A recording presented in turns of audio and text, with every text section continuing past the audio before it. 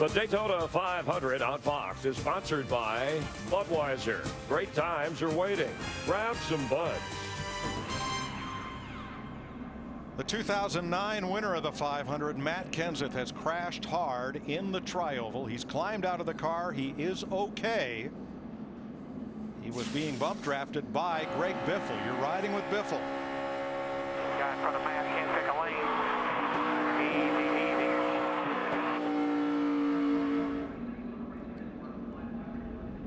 I think Biffle was trying to go down to get him behind Matt and just mistimed it a little bit. Clipped him in the right rear and shot him into the outside wall. And again, see all those styrofoam blocks? That's the safer barrier. Man, that is the greatest thing since interliners and tires. Again, Matt Kenseth climbed from his car. He was okay. Here's looking back from Joey Logano.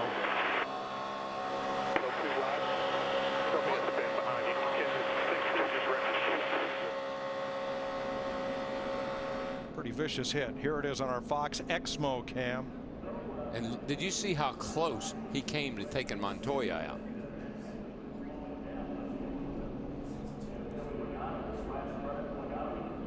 Tenth caution flag of this Daytona 500. It comes out with 64 laps to go and 26 cars on the lead lap. We saw Bobby Labonte slow earlier.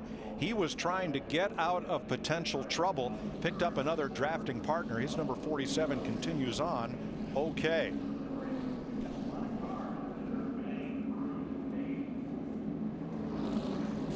Experience the new view of Race View only at NASCAR.com. The brand new and improved Race View. Perfect combination to your TV. Featuring upgraded virtual video, new camera angles, live in-car audio. Customize your entire experience and get started at NASCAR.com/raceview now.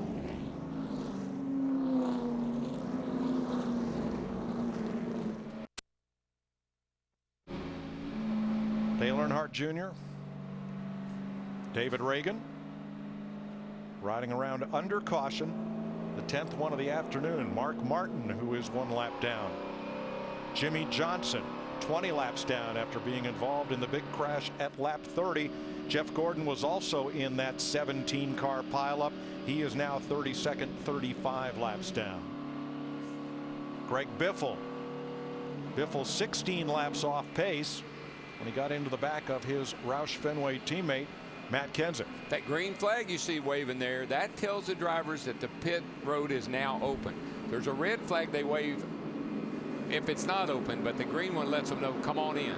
Dale Earnhardt Jr., the first to pit. He's going to bring Kurt Busch in with him, along with Allmendinger, Hamlin, Regan Smith, Carl Edwards, Casey Kane, and more. Matt? Mike, good news for Kurt Busch fans. The vibration he's been complaining about, he said, has disappeared after the last stop when they made 4-tire change. Just topping him off with some Sunoco, Krista. Steve, a little bit of an audible. If no one else had come behind Dale Jr., they would have put on some tires. Instead, it's fuel only. Let's go upstairs to the hotel. Chris and Jeff.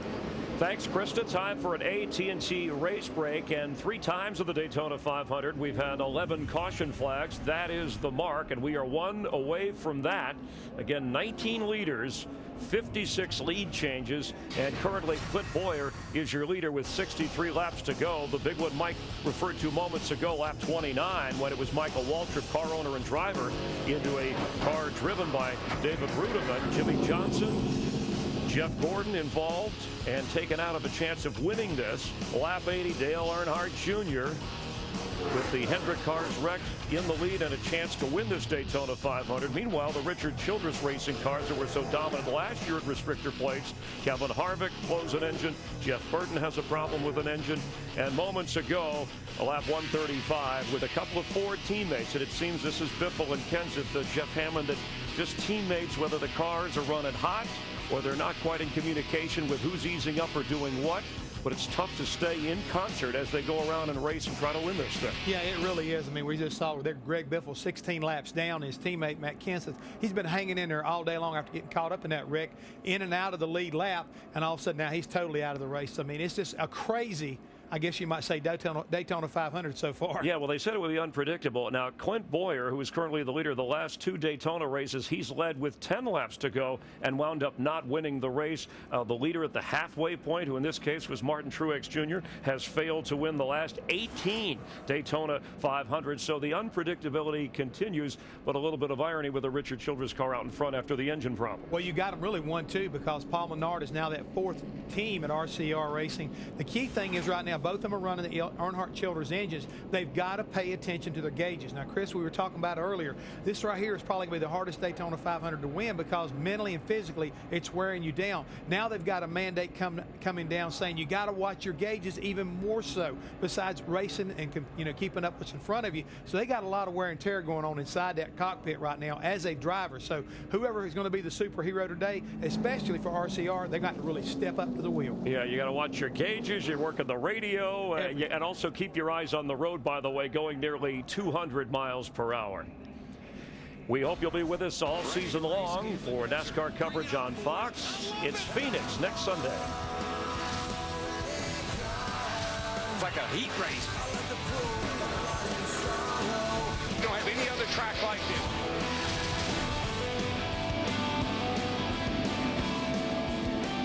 And let's check a look at pit road, see which pit crews have been fastest out there. The fastest pit crew updated all season on AT&T and AT&T customers. As soon as the checkered flag drops, you can, from your AT&T phone, text the car number, the crew you think will be fastest, to 234567. Reply OK when you're asked, and we'll continue with the updates. The AT&T Fastest Pit Crew Award brought to you by AT&T, the nation's fastest mobile broadband network. And meanwhile, Mike, we still have both the Busch brothers, Kurt and Kyle, staying calm and in the hunt for this 53rd running of the Great American Race. Absolutely, Chris. Add to the list of cars on the lead lap that pitted under that caution: Joey Logano, David Reagan, Dave Blaney, Bill Elliott, and Mark Martin and Bobby Labonte.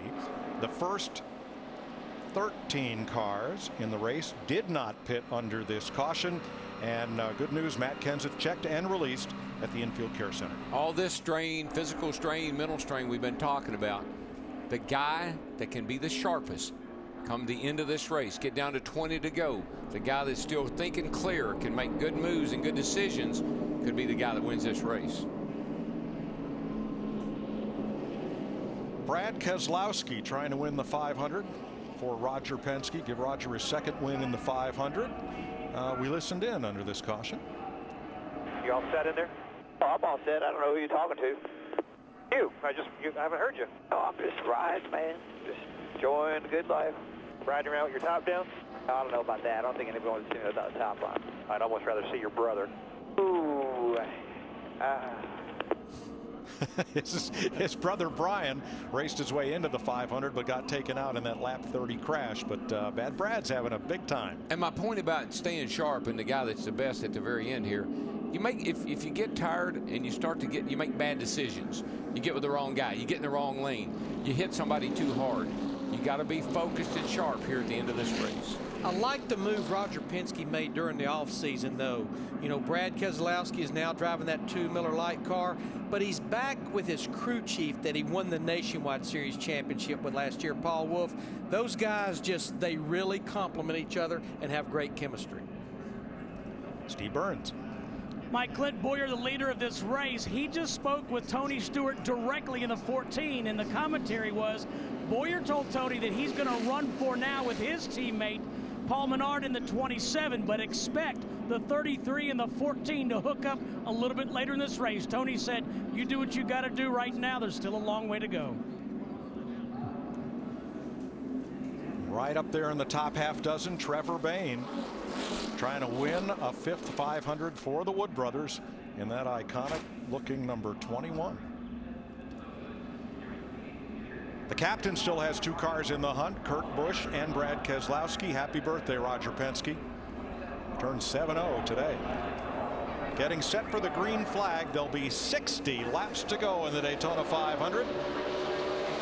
Clint Boyer jumps out in front of Paul Menard. They will try to hook up as teammates and do.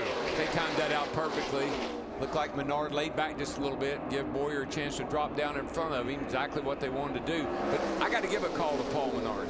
Running up front, having a great day. People, you know, he's moved around a little bit. People said, oh man, Childers' fourth car. I don't know if that's going to work or not. Tried it once before. Paul Menard's making it work today. Finished 13th. Menard did in last year's 500. And here comes Trevor Bayne on the back bumper of Martin Truex, the 56 and 21, back to the front.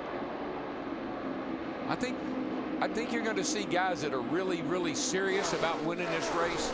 I mean, everybody is, but guys are going to start putting out a little extra effort. Guys have been laying back. We haven't talked about it much. Like that 88 car, look for them to try to find their way in the front now that it's getting down near the end of the day. And he's found a new dance partner, Jamie McMurray, in that one car. Jamie, he can't get hooked up with his teammate Montoya as he was so much of the first part of the race. I think Montoya's car is not handling very good. I don't think he likes Jamie behind him, and I think that's had an effect on their relationship. But Darrell, how about this rookie from Knoxville, Tennessee, just turned 20 yesterday. The rookie is having a great ride here in second place. You know what? And every time I've talked to him, we had him on the show yesterday afternoon. You heard him this morning before the race started. Very confident, very calm, got a great head on his shoulders. Truex will bring him off the corner. Here is Dick Bergman. Matt Kenseth's trouble on the racetrack. And it is Montoya crashing along with Greg Biffle. And again, Montoya makes a great save to come down pit road as the caution flag flies for the 11th time today as they slow down to pace car speed.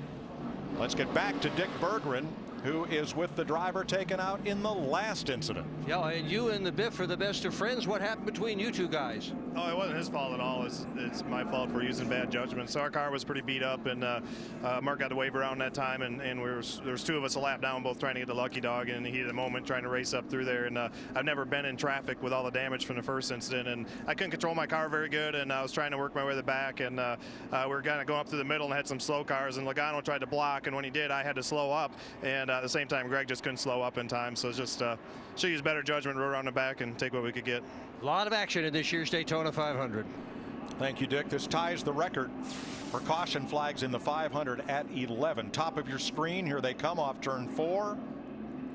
Well, I think you got to remember something too about that 16 car. It's been wrecked once, and so it's not handling all that great. And Montoya just got into the back of him. And you know, Larry, one thing, and Mike, these guys have been so complimentary of each other. Oh, it wasn't his fault. Just racing. Look at that yellow car of Kurt Busch dive to the inside and escape down pit road, as does Ryan Newman. So much of that has to do with this fresh asphalt. It has a ton of grip. You can turn that car just dead left straight down pit road. Fresh grass doesn't have much grip at all.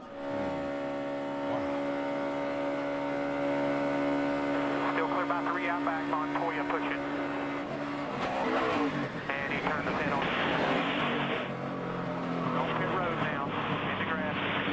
Take it easy. Nothing's coming at you. Hold her down right there. Nothing. And on our Fox Exmo cam, we were talking about synchronized racing. That's synchronized spinning right there. look at Montoya, the car control, locks the brake, waits on it, unlocks the brake to make the turn to pit road while Biffle is headed for the grass.